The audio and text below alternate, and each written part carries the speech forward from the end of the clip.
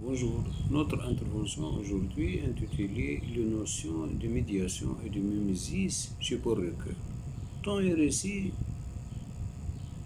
le livre de Paul Ricoeur, 1943, 1983, 1984, 1985, interroge le rapport qui existait entre temps vécu et temps narré.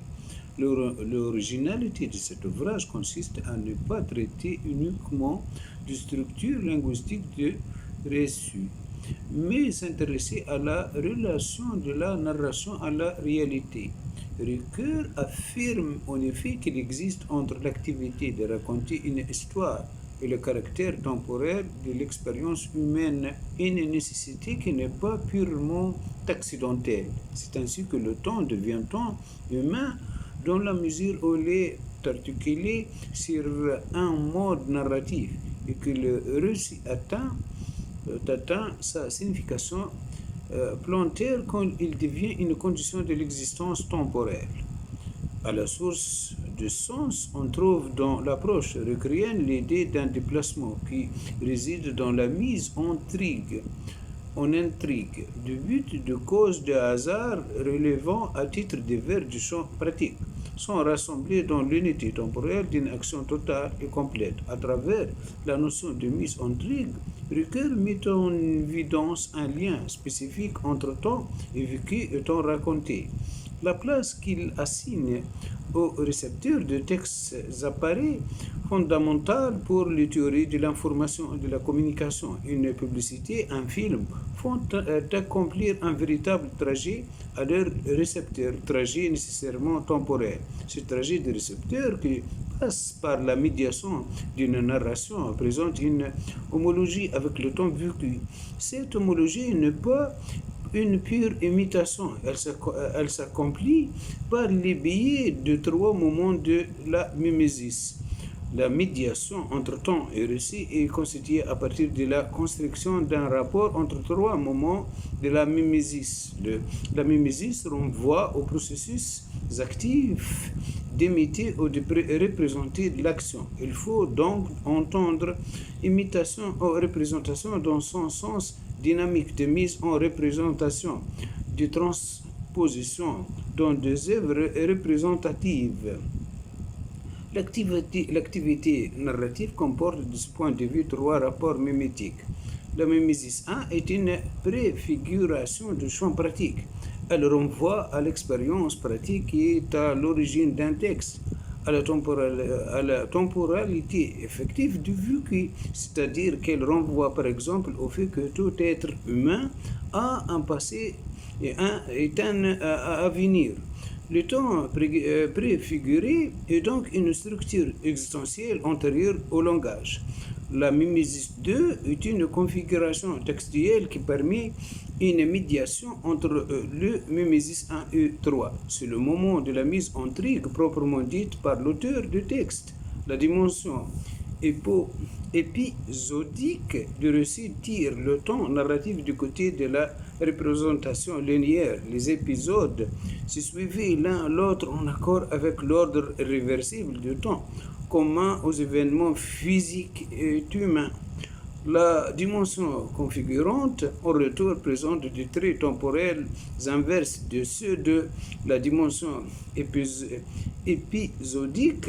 L'arrangement configurant transforme la succession des événements en une totalité signifiante qui est le corrélat d'assembler les événements et fait que l'histoire se laisse suivre. Grâce à cet acte réflexif, l'histoire peut être traduite en une pensée. De plus, la configuration de l'intrigue impose à la suite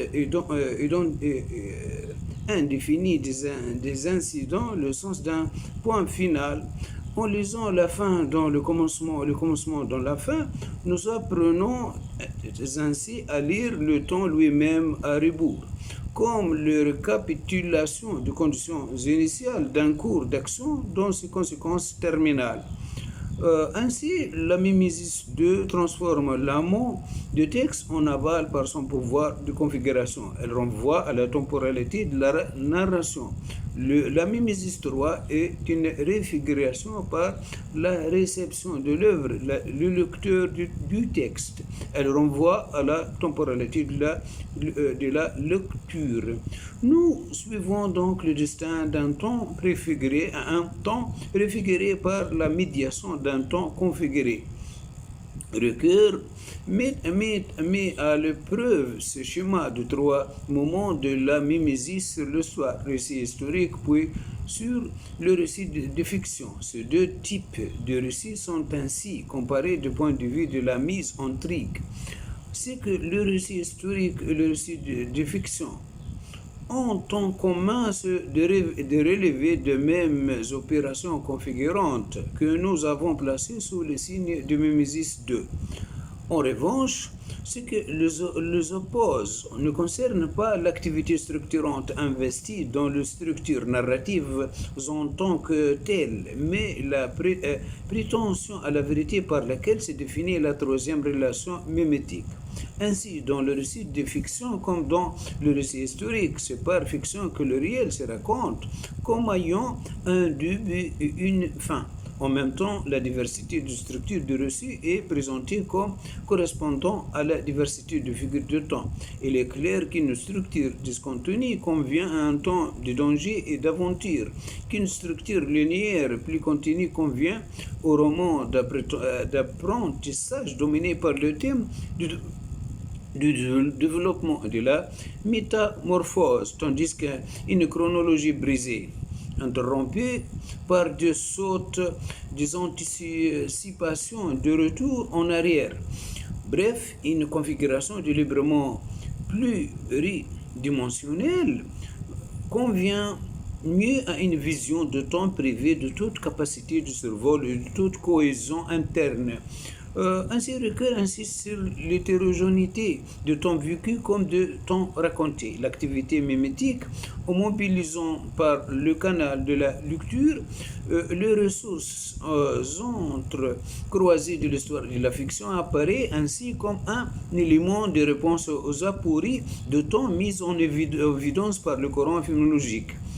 La notion de mimésis éclaire ainsi en partie la façon dont on peut passer de moments vécus à leur mise en mots et à leur interprétation. L'acte configurant de mise en intrigue, mimésis 2, permet une maîtrise symbolique du temps. Cette temporalité qui j'organise ne doit pas cependant faire oublier l'existence d'une temporalité qui m'affecte en tant que jeu, un corps concret qui est constamment éprouvé dans le monde. Le récepteur de la mimésis 3 peut, de ce point de vue, être décrit comme réalisant une activité qui implique tout autant le corps que l'esprit. Sa réception était motive dans autant que cognitive.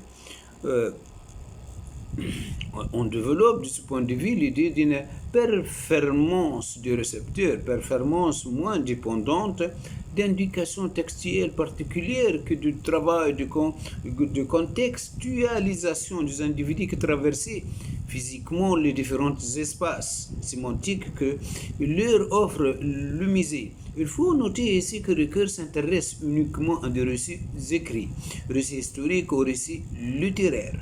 L'interprétation d'autres types de rapports sémiotiques, récits oraux, tableaux, panneaux et leurs éventuelles relations avec des textes écrits nécessiter la prise en compte des paramètres par lesquels Ricoeur ne met pas l'accent contexte corporéité dans la mesure où il est concerné moins directement son champ d'analyse.